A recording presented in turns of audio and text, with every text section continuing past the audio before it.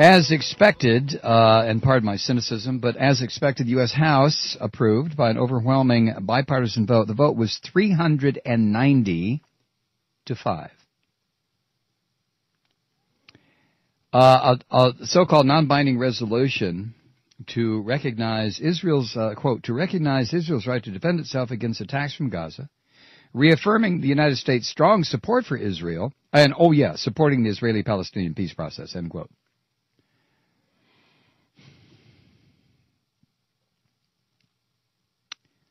And the text of this resolution you can get online. It's really something to read. I sit and read something like this resolution, and then I think to myself, why do so few people in our House of Representatives speak out in favor of a real peace process? That would be B. A, why do so few people in our Congress speak out in support of people against whom genocide is being committed, against whom the most horrible situation? This is like the way the United States reacted when it first became clear back in the 40s what was happening to Jewish citizens in certain cities in Europe. And nobody did anything. Remember what Pastor Niemöller said, I didn't say anything when they came for the trade unionists and the liberals and the communists and the Jews, and they finally came for me, and there was nobody left to speak out, right? But here we are. I mean, God damn it, 80 years later, and we don't have the decency, the Congress. I'm not talking about you, Truth Seeker, or me. I'm talking about the Congress of the United States, both houses of Congress. What, does AIPAC own them? They can't make a statement based on morality and justice and decency. They can't say something like, yeah, we support the state of Israel as a political entity, but we do not support what is going on in the occupied territories and Gaza. As a matter of fact, we condemn it. No, we can't do that. Of course not. And why not? What the hell has happened to this country that the Israeli lobby is so powerful that it has emasculated our lawmaking branch of government? How did that happen? How did that happen? I have gotten dozens, scores of emails over this week that we've been back on the air. Actually, it hasn't been a week because of the screw-ups with the company I work for. But what's it been, Kathy? 3 days. I've gotten scores of emails from people who say they're thanking me for speaking out. That's what they say, for speaking out about this issue. I have never heard anyone in American media say what you've been saying, Malloy. And that that embarrasses me.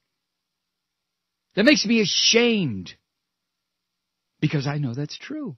There are very few people in any form of media, I don't care what it is, who will say, no, goddammit, this is not right. No, what do we do in this country? We line up with these cheesy, cheap, immoral, unjust resolutions. 390 to 5.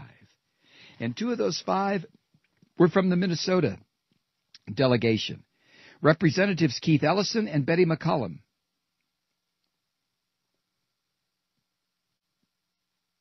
Who voted present. Betty McCollum from Minnesota, was among 22 legislators who refrained from voting.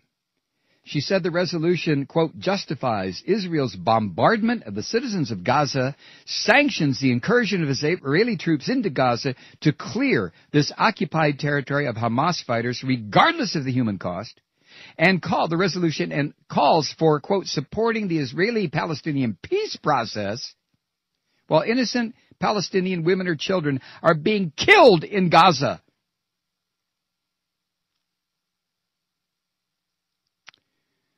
She goes on to say this resolution strongly and justifiably condemns Hamas. I disagree with you there, Representative McCollum, but let's go on with your statement. Quote, but the resolution's intent and substance are void of any relation to the hellish reality that is being inflicted on the citizens of Gaza right now, or the deprivation inflicted upon Gaza's families by Israel's harsh denial of food, medicine, and fuel over the past year, end quote. And Keith Ellison, who is Muslim, acknowledged that he was torn, his word, torn about voting. He supports Israel's right to defend itself. But he also said that the resolution barely mentions the human suffering of the Palestinians in Gaza. 4 Democrats voted against the resolution. Maxine Waters, Dennis Kucinich, Wisconsin's Gwen Moore, and West Virginia's Nick Rahal. And 1 Republican, Ron Paul of Texas.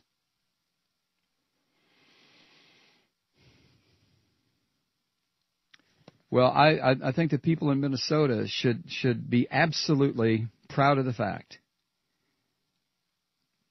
that you have 2 members of your delegation who said no. I'm not going to vote for it. And not to minimize their present vote, but they did vote present instead of voting no. I don't support this. I don't know. Nobody speaks out for the Palestinians in the U.S. Congress. Nobody. Nobody.